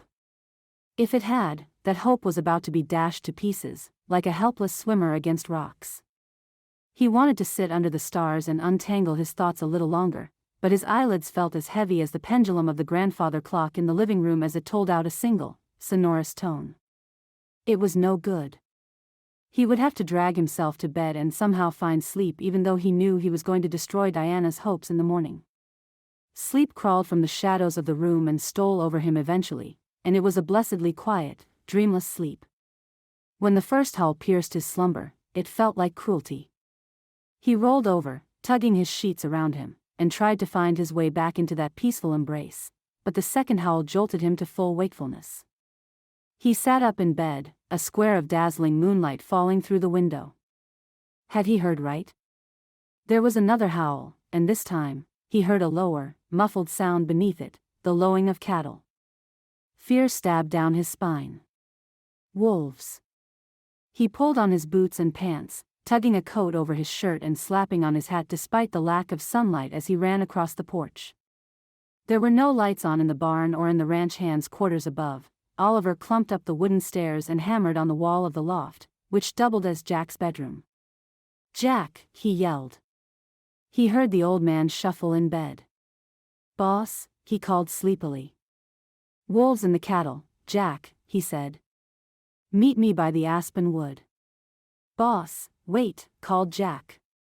There wasn't time to wait. Every second that ticked past was a second wasted, a second that the wolf pack could be closing in on Oliver's cattle. Jack would take forever to push his creaky old joints into clothes and then into the saddle. Oliver ran back down the stairs instead and saddled his horse with quick, shaking hands. The mare felt his nervousness, tossing her head as he led her out of the barn. "Whoa, Spice," he said, struggling to mount as she danced around. "Easy, girl." Maybe he should have taken Lee instead. But Caddie would never forgive him for riding her beloved gelding into danger, even though the older horse was steadier and more experienced than this fiery young mare. It was too late now. Oliver scrambled into the saddle and turned her head in the direction of the last howl. "Let's go, girl," he ordered. The mare jogged forward, her gait as tense and choppy as the sea before a storm. Oliver patted her neck with one hand, trying to soothe her, but each time another of the wolf pack's howls rose into the air, the mare grew more and more startled. She was not so much loping as advancing in a series of panicked leaps, each of them almost jolting Oliver clean out of the saddle, when they came around the aspen wood and Oliver saw them. The wolves moved so quickly and smoothly across the earth that they looked like silver clouds scudding around the dark ground. The pack had the cattle surrounded, pressed up against the barbed wire fence that gleamed metal in the moonlight, and the cows were getting more and more nervous. Calves pressed to the inside of the herd, the adult cows stood on the outside, shaking their horns and pawing the dirt in warning. The wolves circled, quick and wary, unwilling to take on an adult cow, seeking the soft flesh of the calves. One misstep from a cow could be catastrophic. The mare was hysterical now, trying to run backward, and Oliver could only just keep her under control by turning her in circles. "Hey!" he shouted, as loudly as he could. He wished he could take a hand off the reins and reach for the shotgun strapped into the saddle holster. "Hey, get away from here!" The wolves hesitated. He saw moonlight gleam in their eyes as they turned toward him. "Come on, girl," he hissed to the mare, touching his spurs to her flanks. The mare started forward, still frightened, but the wolves began to back away. "Get!" yelled Oliver, loud as he could. He freed a hand, grabbed his lariat from around his saddle horn and swung it threateningly towards the wolves. He knew the mare wouldn't allow him to use his shotgun, not now. "Go!" he shouted. The wolves were on the hunt, but they were still wild animals, and a yelling human was far too much for them. They turned tail and began to trot away across the range, slipping through the barbed wire and slinking into the hills. Oliver had only a moment to feel a pang of relief when suddenly the herd of cattle, seeing a break in the wolf pack, panicked. A cow lowed, a calf took off, and then they were all stampeding. The mare reared, determined to flee with them, and Oliver only just managed to ride it out. When her 4 feet slammed into the ground again, Oliver almost fell forward. He dropped the lariat, grabbed for the mare's mane, and she reared again. This time, the crest of her neck struck him in the nose with blinding pain. He felt his balance slipping, heard her hooves skittering in terror on the dirt, and then he was falling. He felt the impact. And then there was nothing. Jack knew that there was trouble as soon as he heard a rumble that sounded like distant thunder. His horse loped easily toward the aspen wood, and he glanced across the sky, but all he could see were stars. Jack's heart sank. He'd heard that sound before, and it was never good. A thunderstorm was the lesser of two evils. Then he saw the mare, Oliver's mare. She was a shadow among shadows in the night, but he spotted her because of her speed. She was flying toward him, faster than any man was foolish enough to ride, her mane whipping across her neck, tail streaming out behind her as she flew across the dirt. His gelding barely had time to notice before she was gone, thundering toward the barn with a strength born of fear. Her stirrups and reins flapped, her saddle was empty. Jack had barely enough time to feel frightened for Oliver before the cattle herd came bursting around the aspen wood toward him. Where the mare had flown across the earth as fast and light as a shadow, they were the cause of the thundering sound, shaking the earth so that Jack felt it through his gelding's legs. The good horse hesitated, and Jack stopped him, holding the reins snug as the herd lumbered on. Mercifully, it wasn't as he had feared. They were running, but not with the frantic haste of a full-blown stampede. When they reached the barbed wire fence on the other end of their pasture, they stopped and stood there, steaming and snorting in the cold wind. It wasn't a stampede, but 50 head of cattle running, a rider down. Jack had heard the howls. His body felt cold. "Come on," he whispered, spurring his gelding on again. He found Oliver around the corner of the aspen wood among so many wolf tracks that, for a terrible moment, when Jack saw the figure lying supine in the dirt, he feared the worst. He slid his horse to a stop so close that mud spattered on Oliver's hat, lying a few feet from his body.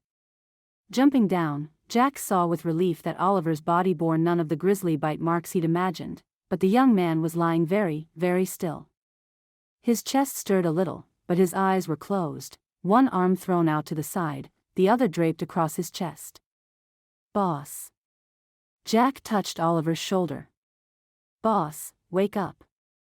Oliver did not so much as groan, even when Jack slapped his cheeks with his gnarly old hands. There was a soft growl from somewhere beyond the barbed wire, and Jack looked up, seeing gray forms flitting to and fro behind the wires. Wolves rarely attacked a human, but to them, Oliver wasn't a human right now. He was just a carcass. "Come on, boss," whispered Jack. "Let's get you out of here." It was a blinding effort with his arthritic bones, but Jack managed to heave Oliver's unconscious body over his gelding's shoulders. He knew the mare would be waiting for them back at the barn. Walking slowly, his Colt revolver in his hand and one eye on the wolves, Jack rode back toward the barn with a heavy heart as his unconscious young boss hung limp in front of him.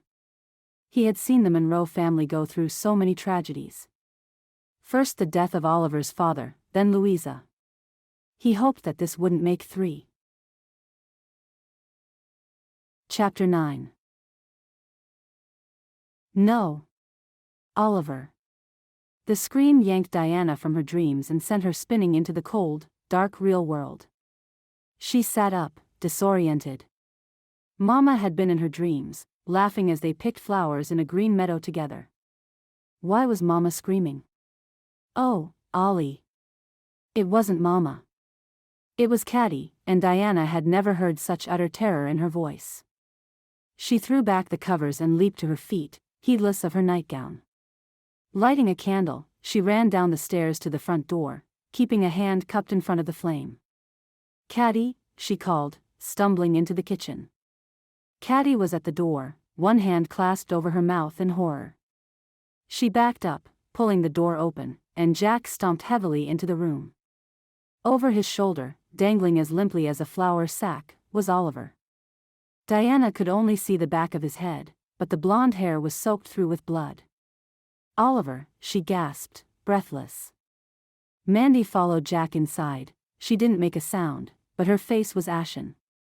"Help," grunted Jack. Diana rushed forward and grasped Oliver's head, feeling hot blood and cold hair, cradling it as Jack lowered him to the kitchen table. The ranch hand straightened slowly, like his back hurt. "What happened, Jack?" asked Mandy. Her voice was calm, but a quivering thread of panic hovered just beneath it. "Wolves were after the cattle, ma'am," said Jack, his voice rough and sturdy as burlap. "Oliver rode out after them. I found him on the ground like this, the mare hightailin' it back to the barn. She must have panicked when she saw the wolves." "Wolves," whispered Diana, staring down at Oliver's face. He was lying so still. "Caddie," said Mandy. "I'm going, Ma." Caddie was already pulling on her boots and coat over her nightgown. "I'm going." "Will you be all right?" gasped Diana. "The wolves. They won't go after me on horseback." "Lee will get me there," said Caddie as she disappeared out of the ranch house. She seemed to be gone for a very long time. Diana helped as Mandy bathed the blood from Oliver's hair, watching his chest move up and down as he breathed. She felt herself holding her breath every time she waited for his chest to lift, and her heart ached with every beat. She couldn't see him die. She realized with a gut-wrenching pang, she couldn't lose him. When the doctor came, he brought the news that Caddie was staying with his wife. The girl had ridden like the wind, and her loyal Lee was spent. The sun was already beginning to rise on the coldest morning that Diana could remember. The doctor's face was grim as he examined Oliver. He let his eyeglasses fall down on their chain. He turned to Diana and Mandy, who sat very still on kitchen chairs. Jack had gone to feed the animals. He has no broken bones, at least, said the doctor. The wound on his head is not serious, and there's no internal bleeding. But his head. Is it a concussion? Asked Mandy. Yes, it would seem so. How bad?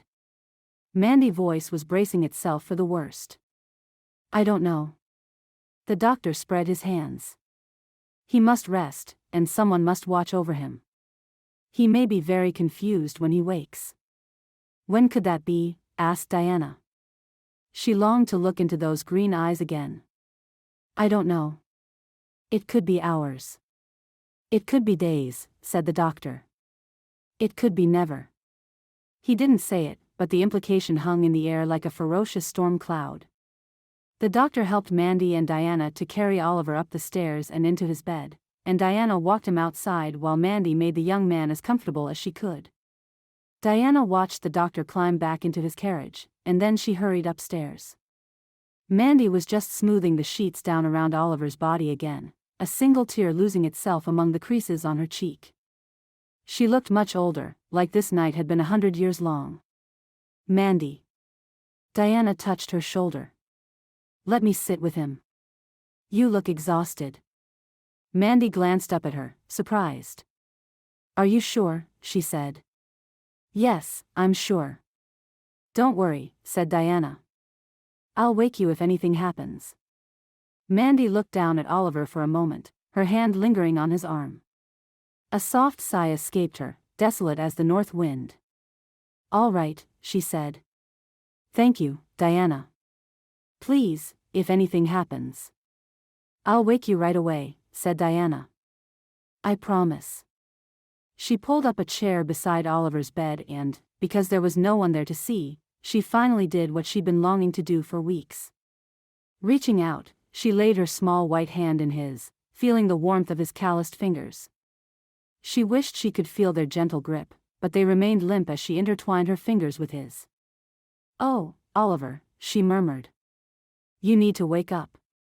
Please, she stroked her thumb along his palm, avoiding the half-healed wound, which was still stitched. We need you, she whispered. I need you. She leaned close, pressed her lips to his forehead, allowed her tears to drip onto his skin and run down his cheeks as if he shared them. I love you, she breathed. She wished he could say it back. But he might never say anything, ever again. Diana lost track of days and nights in the small room where Oliver slept, curtains drawn, mealtimes coming and going. Mandy and Caddie tried several times to get her to leave his side and go to bed, but she couldn't draw herself away. She didn't know if her presence meant anything to him, or did anything, but she knew that she couldn't leave him. Whether or not he needed her, she knew that she needed him. The first day was the worst. Oliver didn't move, barely breathed. Diana spent the whole time clutching his hand, watching his chest rise and fall, willing every breath into him. It was only sometime during the night, the first night, Diana thought, although she wasn't sure, that he began to move. And to dream. Diana tried so hard to wake him, but he seemed trapped under the suffocating shrouds of nightmare upon nightmare. His limbs twitched under the sheets, brow furrowing in anger or fear, deep groans escaping him as he tossed on his pillows. It was somewhere on the second day, perhaps, that he spoke for the first time. He'd been sleeping soundly, and Diana had leaned her head on the edge of the bed, hoping for a few moments' sleep. His voice was muffled, the slurred words sliding out of him involuntarily. Oliver? Diana sat up, feeling stiffness in her neck and shoulders. She grasped his hand, but his eyes were still closed. Oliver, darling, she whispered, squeezing his hand. Please, wake up. His fingers twitched on her own, and he turned his head, but he was still asleep. He mumbled something again, but sleep had clogged and blurred his words. Diana touched his sweaty cheek. Oliver, she whispered. This time, he spoke quite clearly. Louisa, he said. Diana swallowed. She'd never heard the name before. Oliver, wake up, she pleaded. Louisa. Oliver sighed out the name, his shoulders sagging, sleep erasing the creases from his face. After that, he mumbled often in his sleep, but Diana couldn't make out the words. He stirred a little, too, but when night came, he seemed to be calmer. His breathing was quieter, too, and he was moving a little. It began to look more like sleep and less like death. Diana napped a little, but she couldn't seem to find sleep properly. She sat crocheting another little heart instead. It must be close to the festival, she realized. She'd hardly spoken with Caddie and Mandy except about Oliver ever since his accident. She wondered if Caddie would still go. Oliver stirred, and Diana put down her crocheting, reaching for his hand. He rolled a little toward her and, to her awed joy, opened his eyes. She'd feared she'd never see that exact shade of warm green again. He gazed up at her for a few moments, still confused. Oliver, she said, squeezing his hand. You're awake. He smiled, the purest and most genuine smile she'd ever seen on his face. It lit up his eyes. He took her breath away. Hello, love, he murmured, his voice hoarse with disuse. Diana felt her breath catch. She shifted a little closer. Hello, she whispered, trailing her fingertips down the side of his face. How do you feel? I'm all right. He blinked. My head hurts. You're going to be fine, said Diana. Don't worry. I know. Oliver smiled. Thank you, Louisa. Hearing the name was like being kicked in the stomach by a cart horse. Diana sat back, dropping his hand. Oliver, it's me, she said, her voice as cold as her heart suddenly felt. Diana. He blinked, eyes widening, but there was only a vague glimmer of understanding in them. You're not Louisa, he gasped. I'm not. It's Diana, she said. Oliver? Oliver? His eyelids were already fluttering closed. He slumped back onto the pillows, and Diana felt a sigh escape her, feeling as though it took bloodied little fragments of her heart with it. The look in his eyes hadn't only been surprise. It had been much worse than that. He'd looked at her, and he was disappointed. Chapter 10. Oliver slept soundly for the rest of that night. Diana even managed to find some sleep, too, and when Caddie pushed the door open, the gentle creak woke her. She sat up, rubbing her eyes. The room was filled with a faintly golden light. Diana blinked against it. It must be morning. She glanced at Oliver, but he was curled on his side, hands tucked under his chin, sleeping like a small child. Diana, you look terrible, said Caddie.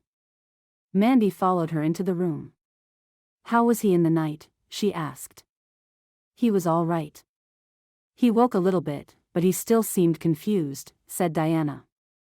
She reached out as if to touch Oliver's shoulder, then let her hand fall back down by her side. She wasn't sure she wanted to touch him, not after what she'd just seen in his eyes. Her heart filled with tired confusion. That's good.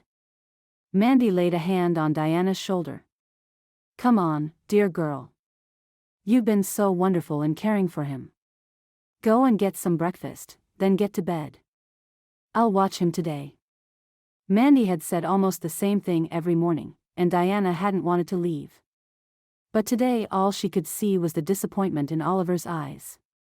All right, she said quietly. She rose from the chair, and her knees felt like they'd been filled with sand.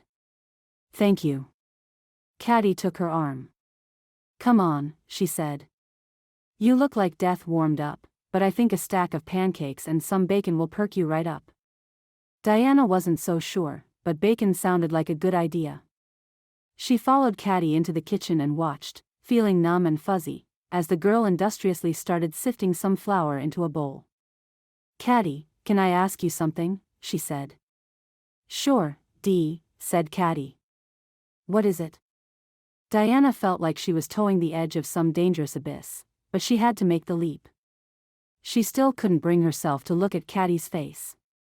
Instead, she looked at the grain of the table, her fingertips tracing the unpredictable curves. "Who is Louisa?" she asked. Caddie froze mid-sift. The flour continued to trickle through the sieve as she stood motionless, staring at Diana. "Who told you about her?" she asked. Her voice had a studied calm, like she was barely controlling it. "Oliver," said Diana. "Well, he talked about her in his dreams. And, well, when he woke up in the night, he thought I was Louisa. But when he saw that it was only me," she looked away, not wanting Caddie to see her tears. "He looked so disappointed." "Oh, Diana," said Caddie. She put down the sieve and pulled out a chair opposite Diana. "It's not what you think." "What is it, then?" said Diana. "I don't know what to think anymore. All I know is that Oliver is missing someone who isn't me." Caddie reached over and took Diana's hand in hers. "Ma and I agreed that Oliver should tell you about Louisa," she said thoughtfully. "But we don't know now if," she stopped. "Well, you have a right to know. You've proven as much with how you've cared for Oliver over the past few days." Diana waited silently, feeling a dark hole open in the pit of her stomach. "Louisa was Oliver's wife," said Caddie. "They were married for only 2 years. She was an ordinary kind of girl, you know, to look at. But she was both tough and tender, and Oliver loved her fiercely." "What happened?" asked Diana, feeling a ripple of shock run through her body. That was why Oliver had such sadness in his eyes, she thought. "She died," said Caddie. "A few years ago. The fever took her. Oliver's never been the same." She raised her eyes to Diana's, and there were tears in them. "He proposed to her on Valentine's Day, you know. That's why he hates it so much. It reminds him of everything he lost, but I thought if you came, then he would fall in love with you and be happy again the way we all used to be when Louisa was still alive. She was like a sister to me, Diana, and so are you." Diana felt stunned. This was why Oliver had been so aloof at times, why he always seemed to have ramparts round his heart when it came to her. Because she wasn't Louisa, and no matter what Caddie hoped, she would never be Louisa. The disappointment in Oliver's eyes had made that much clear. "I'm not hungry," she said, pushing back her chair. "Thank you, Caddie. I think I just need some sleep." "I'm sure you do," said Caddie. "Are you all right?" Diana forced a smile even though she felt herself being torn slowly in two. "Yes," she whispered. "Thank you. I'm fine." She'd never told a bigger lie. Chapter 11. Diana felt as gray and empty as the wind that was blowing across the damp hills that morning. The boardwalk creaked under her feet, her trunk rattling and bumping behind her, as she made her way toward the train station. Her heart was grateful that Jack had been good enough to give her a ride into Rutger Creek without asking any questions. She hadn't told him what she was doing. She hadn't told him why she was leaving. Mama had given her a little money, and so had Mandy, just in case, she'd said. Diana had guessed at the time that Mandy had given it to her so that she could buy Oliver a Valentine's gift. Instead, she used it to purchase a ticket back to Philadelphia. Back to Father's wrath, and Glenn, although maybe, she hoped, he wouldn't want her now. Truth be told, as she settled on the bench and waited for the train in the cold silver light, she didn't know what she was going to do once she got home. She didn't even know if Philadelphia was home anymore. But she knew that she was never going to make Oliver happy, never going to be Louisa to him, and she couldn't bear seeing the disappointment in his eyes ever again. It was for the best, she told herself, staring along the tracks that ran like a line of stitches on the patchwork landscape. For both of them. It was for the best. Even though the very idea of leaving the Monroe family behind made it feel like her heart had just been ripped open. Oliver's head throbbed. He groaned, reaching up toward the pane, and his fingers found the edge of his pillow. But there was sunlight in the room. He opened his eyes even though the light made his head hurt even more and peered around, feeling a stab of fright. It was bright daylight. What was he doing still in bed? He must have overslept. But why didn't Ma wake him? Oliver threw back the covers and tried to get up, but pain lanced through his body with swift savageness, and he had to pause on the edge of the bed and pant a little until it faded. What was happening to him? He tried to remember. Something about wolves. Then Louisa had been here. No. Louisa was dead. His head spun a little, and Oliver staggered to his feet. He had to figure out what was going on. He stumbled into the kitchen, where the smell of frying pancakes made his mouth water.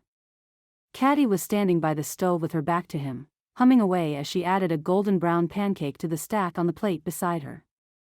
The sight was reassuring somehow, and Oliver gripped the doorway, feeling himself relax a little. "Caddie," he said. She turned, her eyes wide. "Ollie," she cried. Flinging down her spatula, she ran to him, wrapping her arms around his middle with a bump that made his head hurt. "Oh, you're awake?" "I'm awake," Oliver said, confused. "How long was I asleep?" "Oh, ages," said Caddie. "Don't you remember?" Oliver would have shaken his head if it wasn't hurting so much. "Remember what?" "You fell, Ollie. That mare threw you when you went to check on the cattle that night," said Caddie. "The doctor said you had a concussion. We thought you might not wake up." "Wolves," murmured Oliver. He blinked, bits of memory swimming back to him. "Where's Ma?" "She's outside, fetching some firewood," said Caddie. "Sit down. Here are some pancakes for you. I made them for Diana, but she just wanted to sleep. She hasn't left your side until this morning, you know." Diana. The name ran through his body like a musical note, and a memory came to him with piercing clarity. Lying on the bed, the world coming and going, mixed with pain and darkness. He'd been afraid, but he couldn't move. Terror gripped him as he felt himself spinning into the void, and then a hand caught him, fingers intertwining with his, a soft voice in his ear, honest and broken, pure and beautiful. "We need you. I need you," it had said. "I love you," it had said. And then the kiss. Just a touch of lips to his forehead, but it gave him hope, gave him the strength to slide gracefully into sleep. "Diana," he murmured. Her name was syrup on his tongue. "Where is she?" "Oh, I'm sure she's asleep," said Caddie. The front door opened, and Ma hurried inside. Her hair was windblown, her eyes wide, and she clutched a note in her hand. "Oliver," she cried, forgetting the note momentarily. She rushed to him, wrapping her arms around his shoulders. "Oh, darling, you're awake." "Ma, what's wrong?" asked Caddie. "You look panicked." "It's Diana." Ma picked up the note and held it out to Caddie with a shaking hand. "She's gone." "Gone?" Oliver felt cold. "What do you mean?" "She's going home, Oliver," said Caddie. Her eyes widened. "She's going home by the first train because she thinks you don't love her." Oliver lurched to his feet so suddenly that his chair skidded back across the floor. "I have to stop her," he gasped. He didn't know how, but he knew that he had to. Ma and Caddie yelled after him as he stumbled out onto the porch and toward the barn. He hardly heard them. All he heard was Diana's words, over and over in his heart. "I love you. I love you." They spurred him on. They gave him strength. The conductor was calling for the last passengers to board, rather unnecessarily, Diana thought. There had only been 3 passengers to start with, and the train had only produced one lonely little old lady who tottered over the platform with a walking stick. The couple that had been waiting on the platform with Diana had already boarded. She knew she should go, but she hesitated for a moment, clutching her trunk, and scanned the wilderness around her one more time. She remembered how it had seemed so empty when she'd first arrived, yet now Philadelphia would feel barren by comparison after what she'd experienced out here. But there was no other way. She couldn't stay. "Miss," said the conductor. It was time to go. Diana took a deep breath and turned to the train, squaring her shoulders. She was doing the right thing. She stepped forward, and she had one foot in the train when she heard the hoofbeats hammering up the street, and then the yell. Diana. Stop. She froze. The conductor froze, even the steam curling through the air above them seemed to freeze, caught up in the heart-stopping moment. Had she heard right? She had. The next moment, the old bay horse came galloping into view. Lee's head and neck were stretched out, his body flat to the ground as he ran with everything he had, and Oliver was riding him. Oliver. He sat up, bringing the gelding skidding to a halt, and jumped off almost before Lee had stopped fully. He was pale and he staggered a little but kept his balance and hurried up onto the platform toward her. Diana couldn't move. In a few strides he had crossed the distance between them, and he was gripping her hands, pulling her to him, sweat trailing down his cheeks, his eyes wide and clear and filled with something as far from disappointment as the east is from the west. Diana, he said. His voice was warm, mellow, rich. Please, don't go. I have to, Oliver, she whispered. I'm not, she looked away. I'm not Louisa. He touched her chin, raising her head so that he could stare into her eyes with a fire that made her breath stand still. No, he said. You're not Louisa. You're softer, sweeter, more of a lady. Less unstoppable. But you don't have to be Louisa. You can be Diana. He smiled roughly, and his hands were shaking on hers. You can be Diana, and I love you for being Diana. Diana felt herself melt, felt her heart turn its face to him like a sunflower to the heat of the summer sun. Say that again, she whispered. I love you, said Oliver. He said it with a force that shook his whole body, like it was coming from every cell in him. I love you, Diana. This time when she kissed him it was without fear, without hesitation. This time when she kissed him, it was built to last. The Valentine's Day festival was in full swing, and it couldn't have been going any better for Caddie's stand. The stitches had been removed from Oliver's hand just in time for him to finish the stand, now painted bright pink. It was decked out in handkerchiefs, cookies, and pretty little cards. The brightly colored stand attracted flocks of people from the town square, which had been converted into an impromptu dance floor with a fiddler on a soapbox bravely scraping the tunes from his rickety instrument. None of the couples twirling around the floor seemed to notice that he was badly off key. Diana, who was helping Caddie, had played the violin herself.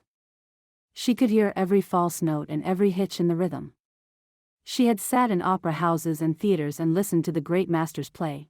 Even in the ballroom back in Father's house, beautiful music had been a regularity. Yet, she'd never heard anything as beautiful as that scraping old fiddle, combined with the tramp of happy young feet and the laughter of people celebrating a day made for love. She'd just helped Caddie sell 2 handkerchiefs and a card to an old couple who stared at one another with shining eyes when Oliver appeared out of the crush of people. His eyes were dancing, and he carried a paper bag that smelled amazing. Oh, said Caddie. What do you have in there? Oliver opened the bag with a flourish. Sweet sticky buns, he said. Fresh from the baker. Have one, Diana. Diana took one out. It was heart-shaped and stuck deliciously to her fingers. They're so adorable, she said. And delicious, said Caddie, stuffing hers into her mouth. Like you, said Oliver, wrapping an arm around Diana's waist and planting a kiss on her lips. He'd just taken a bite out of his own bun, and the sweetness lingered on her lips when he drew back. Are you ready? He murmured. Ready for what? Said Caddie. Diana giggled like a schoolgirl. Of course, she said. Come on. Oliver put down the packet of buns and grabbed Diana's hand. She allowed herself to be towed across the square to the soapbox, where Oliver had a quick word with the fiddler. He stepped down, and Oliver jumped onto the soapbox. Everyone, he shouted. Your attention, please. Diana beamed up at him as the crowd grew silent. Caddie was staring at them both with huge eyes. Mandy hovered by the sweet stall, a packet of candies forgotten in her hands. Oliver held out his hand to Diana and she stepped up beside them. The soapbox creaked precariously but held. Today used to be a day that I hated, Oliver said. His voice rang around the square with the force of truth and joy. I used to fear everything that I had lost, especially on this day. But loss is a part of life, and so is love. The two can come hand in hand. They're not enemies. They're part of each other. He glanced down at Diana, and his eyes were shining. That's why it's my greatest joy today to announce that Diana Boone and I will be married next week. There was a beat of silence. Then Caddie leaped up, throwing her hands in the air. Cookies and handkerchiefs flew in all directions. She bellowed. Finally. Laughter and applause burst out as Oliver jumped down from the soapbox and led Diana back toward their stand. He wrapped his arms around her and beamed down at her, his eyes lit up like stars. "Are you happy?" he asked softly.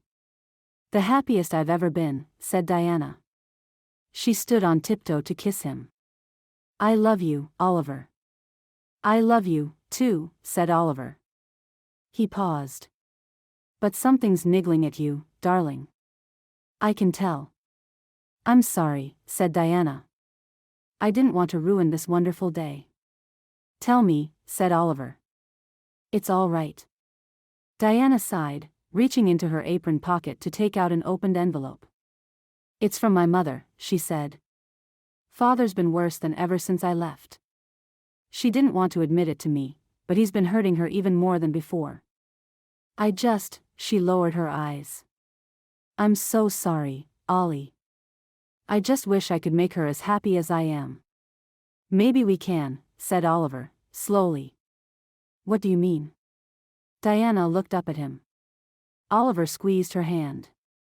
"There must be a way. I want her to be free and happy." "Free and happy?" Diana wrapped her arms around his neck, and the image of her mother smiling and happy filled her with utter joy and hope. She gazed into Oliver's eyes, loving him with every beat of her heart. "But how?